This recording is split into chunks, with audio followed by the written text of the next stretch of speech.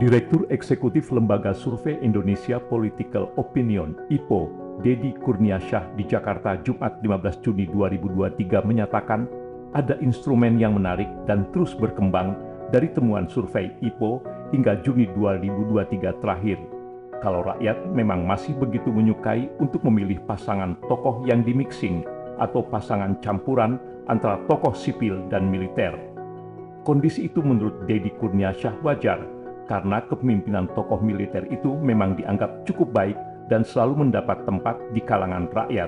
IPO juga mensurvei ada salah satu nama tokoh militer yang masuk bursa cawapres yang diperhitungkan, antara lain Andika Perkasa.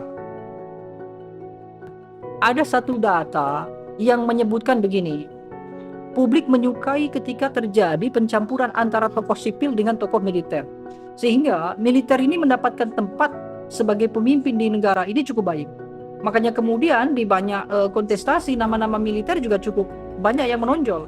Nah sekarang kenapa kemudian Andika Perkasa muncul? Satu sisi mungkin Andika Perkasa adalah yang paling fresh dibandingkan dengan nama-nama yang lain, semisal Gatot Nurmantio.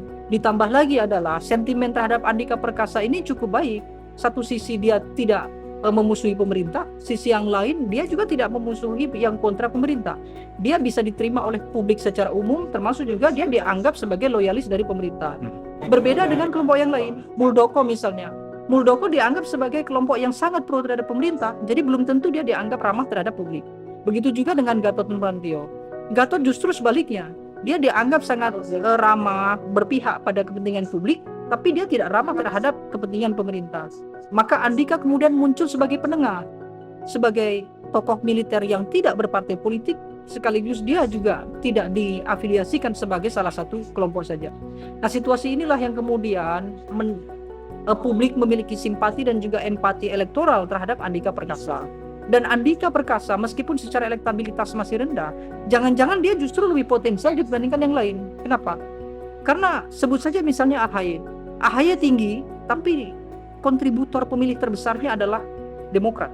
Sementara Andika, dia bisa saja masuk ke banyak partai, termasuk juga mereka yang belum menentukan partai politik untuk pemilu 2024. Indonesia Political Opinion juga mendata selain Andika Perkasa, juga masih ada beberapa tokoh sipil lain di luar partai politik yang muncul menyaingi Andika Perkasa.